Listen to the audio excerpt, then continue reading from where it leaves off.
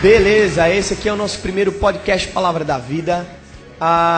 Eu espero que a gente tenha um tempo bom aqui, que a gente tire dúvidas, ponha dúvidas, faça comentários. E está aqui conosco nessa noite o missionário Vinícius. E aí, Vinícius, beleza? Oba, mais palmas!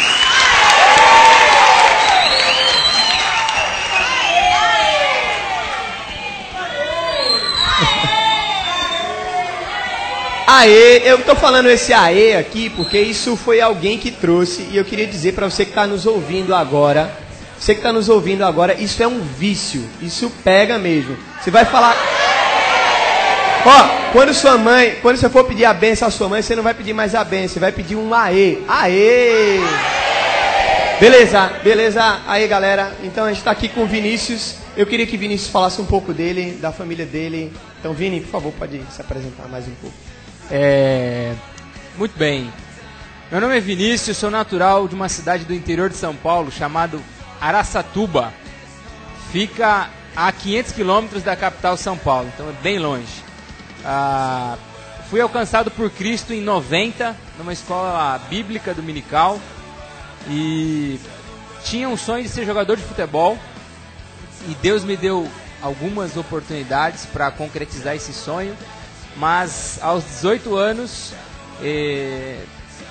procurando sentido para as coisas que Deus tinha para mim, Deus então me direcionou, me dando Provérbios capítulo 14, verso 12, que ao invés da carreira futebolística, Ele tinha para mim outros campos para jogar. Então, no ano seguinte, 99, eu fui para o seminário e fiz aqui o curso, primeiro ano de Instituto Bíblico, né, Projeto Marcos. Depois voltei para São Paulo, terminei o curso lá, trabalhei alguns anos lá com a igreja, voltei para cá, já noivo da Rebeca. Você era cigano, não? Cigano? Sim, porque cigano fica indo para lá, para cá, vai e quase, volta. Quase, né? Eu morei em alguns lugares. Não é assim, cara, não, fui para lá, vim para cá e tal. Morei em algumas cidades de São Paulo, morei também no Paraná. Agora moro aqui em Pernambuco e, não sei, estou pensando Londres, quem sabe nesse período das Olimpíadas, por assim dizer. Então vim pra cá, voltei depois, né? Casei com a Rebeca, voltamos, temos 2 filhos pernambucanos da Gema. Aê! E estou servindo ao Senhor aqui desde 2005. Legal. Aê! Então, gente, tem uma galera que foi pro Enduro e ficou outra galera aqui muito massa. E agora você tem a oportunidade de tirar alguma dúvida sobre o nosso tema, como tudo começou. Talvez você ficou com uma dúvida aí na cabeça, ou você quer fazer uma pergunta, ou você quer fazer um comentário. Vem aqui no microfone. Quem vai ser o primeiro? Vem, pode vir. Meu nome é Dante, eu sou de Recife. Aí eu não sei se foi o senhor que falou ou se foi outro pastor, que há uma coisa sobre perder a virgindade depois do casamento. O senhor perdeu antes ou depois? Ótima pergunta. E o tema vai servir para todos nós aqui, e o ambiente também é bem próprio. Eu perdi a virgindade antes do casamento. Já era crente, sabia aquilo que deveria, aquilo que não deveria fazer, mas perdi a virgindade antes do casamento. Logo depois, a sensação de frustração, de arrependimento, e não dá para comparar com aquele segundo de prazer.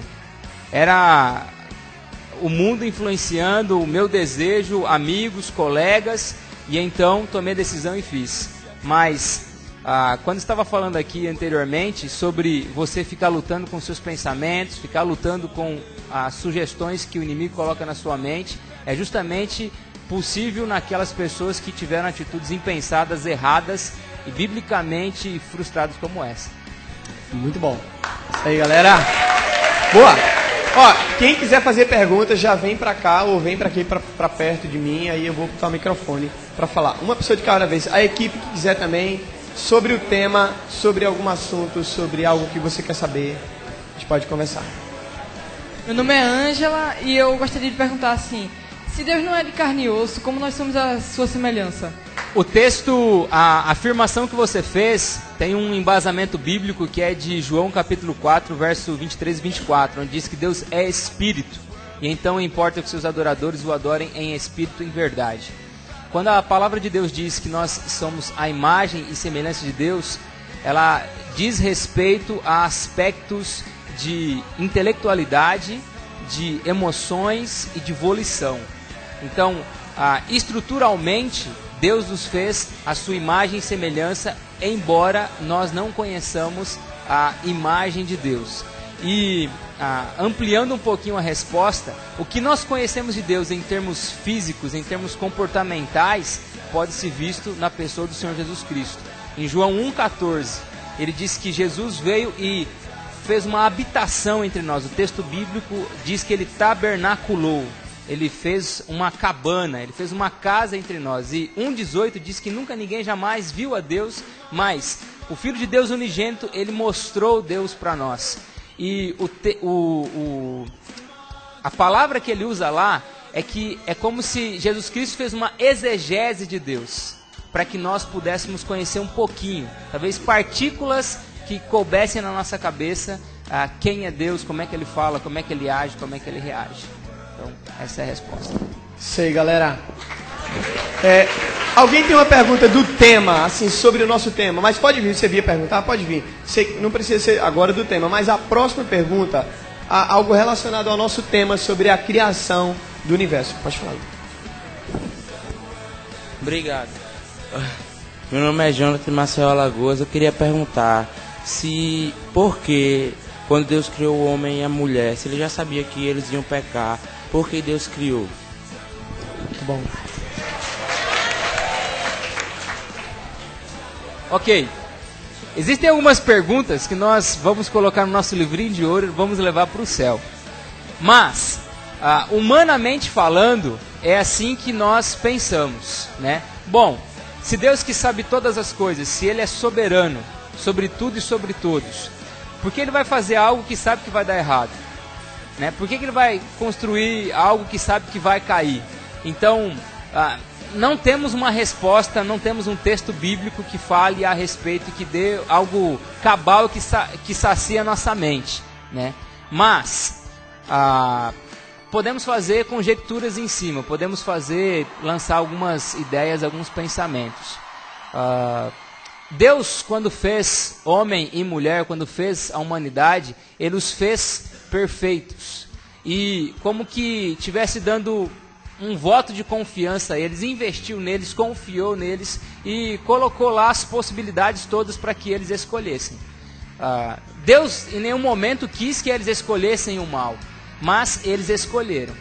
E para frustrar talvez o diabo, Deus possibilitou um plano de redenção e de restauração para o homem, para que o homem então pudesse continuar o relacionamento que tinha no Éden. Então, embora Deus soubesse da escolha do homem, Ele confiou no homem e depositou o homem e deu todas as possibilidades para o homem escolher por ele, mas infelizmente ele não escolheu por ele. E ainda assim Deus continuou insistindo e possibilitou um plano de redenção. Então, assim, uma resposta cabal, bíblica. E se só Eva tivesse comido e se Adão não tivesse comido? Seria uma outra pergunta, né? Não sei resposta. Obrigado, Vini.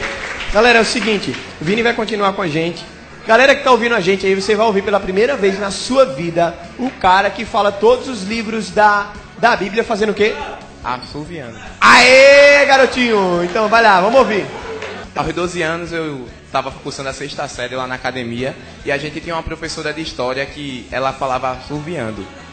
Meu irmão, a gente passava a aula todinha sorrindo. Aí nesse mesmo momento, manhã fazia culto em casa comigo e com os meus irmãos. E toda noite a gente aprendia 5 livros da Bíblia, a gente tinha que decorar. Aí eu juntei, minha professora fala assoviando e eu sei 66 livros da Bíblia, então eu vou falar. Livros da Lei Pentateuco, Gênesis, Êxodo, Levítico, Números e Deuteronômios. Os históricos, Josué, Juízes, Ruth, 1 Samuel, 2 Samuel, 1 Reis, 2 Reis, 1 Crônicas, 2 Crônicas, Esdras, Neemias e Esther. Os poéticos, Salmos, Provérbios, Eclesiastes, Cantares de Salomão.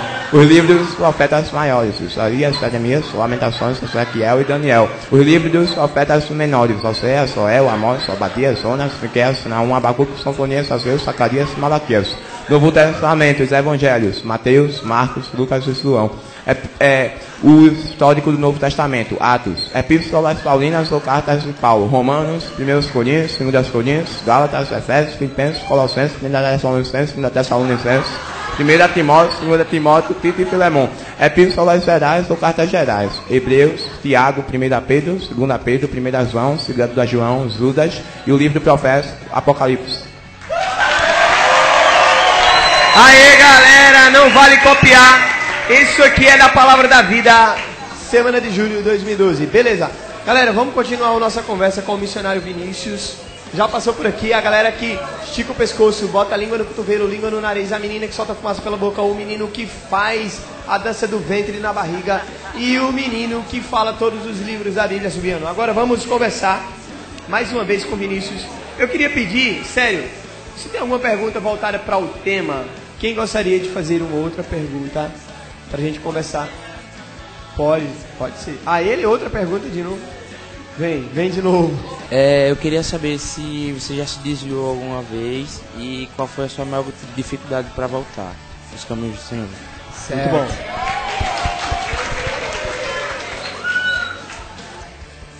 Eu já me desviei sim uma vez, com 14 anos de idade. Como eu disse, eu fui alcançado por Cristo aos 10 anos. E aos 14 anos, eu fui fazer um teste na Ponte Preta, time lá de Campinas. Na verdade, alguns olheiros, empresários foram lá e fizeram aquele peneirão. E aí tinham 800 meninos. Só que o problema é que os meninos tinham que ser de idade de nascidos em 78. E eu sou nascido em 80. Então, teoricamente, eu não podia fazer o teste. Só que como tinha muita gente, eu falei, bom, eu vou entrar no meio e ninguém vai nem perceber que tem um lá que nasceu em 80. Então, beleza. Fui fazer o teste. Quando chegou a minha vez, 800 meninos, imagina quanto tempo demorou. Aí joguei uma, joguei duas, joguei três. E aí no final, reúne todo mundo para dizer quem passou. Então tinha aquele mar de gente. E aí, daquele grupo lá, 2 pessoas passaram. Um rapaz e eu. E aí voltei para casa, todo animado. Bom, vou jogar na Ponte Preta. Tava passando, naquela época, a Copa João Jorge Saad. Tava passando na televisão, era uma vitrine para quem queria explodir no futebol naquele momento. E quando cheguei em casa, adivinha qual foi a resposta da minha mãe? Você não vai de jeito nenhum, você está estudando, você é muito novo, você não pode, tal. E insisti, eu sei que minha mãe não deixou eu mudar-me para Campinas e jogar na Ponte Preta. E aquilo não foi bem assimilado por mim. E naquele momento eu falei, já que eu não vou para Campinas, então eu vou começar a dar trabalho para minha mãe para ela ver o que é bom para tosse. E aí eu comecei a frequentar lugares, comecei a andar com pessoas, comecei a fazer coisas que anteriormente não fazia e sabia que todas aquelas coisas que eu fazia era errado. E sabe quando você começa a fazer essas coisas, por mais que a sua consciência lhe diga que é ruim, que é errado durante um tempo, depois que você vai fazendo aquilo, se torna hábito e você já não ouve mais sua consciência, é como que ela se cauterizasse. Mas, como eu não era daquele mundo, o Espírito Santo continuou insistindo e usou a minha própria mãe para me quebrantar o coração. E 3 anos depois, 17 anos, eu já tinha ido para um outro clube e estava jogando futebol num time, longe de casa, e aí era dia de ir à igreja, né? Então, eu fui à igreja. Acabou o jogo, tomei banho, fui para a igreja. Quando eu cheguei na igreja, já estava no louvor. E aquele dia, sabe, o Espírito Santo tirou o dia para falar comigo. Ele não falou com mais ninguém aquele dia, foi só comigo. E eu cheguei na igreja e estava cantando uma música. Deus, Ele não desiste de você. Deus não desiste de você. E naquele dia eu fiz uma oração. Deus, se o Senhor realmente não desiste de mim, eu queria me reencontrar com o Senhor nessa noite. E sabe, aquela noite foi especial para mim. E desde aquela noite, eu nunca mais me afastei dos caminhos do Senhor.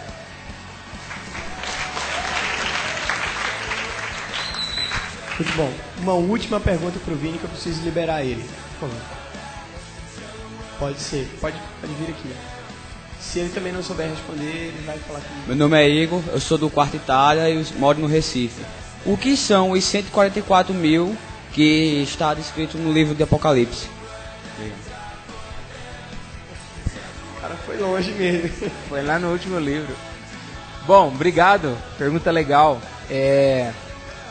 Existem algumas visões sobre a doutrina dos últimos dias, né? Sobre escatologia.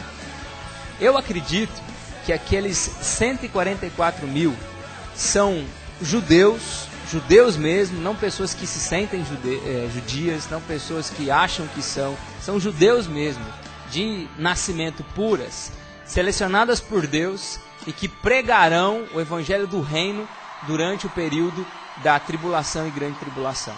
É que eu acredito. E alguns, nesse período de tribulação e grande tribulação, ouvirão a mensagem pregada por esse grupo de pessoas e serão alcançadas por Cristo e então entrarão para o reino por toda a eternidade. É o que eu acredito. Contudo, outras pessoas, outras religiões até acreditam que é um outro grupo de pessoas especiais, selecionados, e eu não partilho dessa visão. É isso aí, galera. A gente agradece aqui ao missionário Vinícius por ter dado um pouquinho do seu tempo para falar com a gente sobre vários assuntos.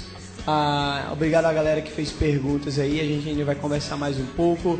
A gente vai gravar o nosso áudio, a nossa música para botar no fundo. Então vai preparando aí alguém para cantar. A gente vai gravar também. E valeu, Vini, obrigado. Valeu, obrigado, Vini. Glauber, pela oportunidade, obrigado pela atenção. E estou à disposição, se você quiser gravar depois um não podcast, eu estou aí à disposição. Okay? Legal. Valeu, Vini!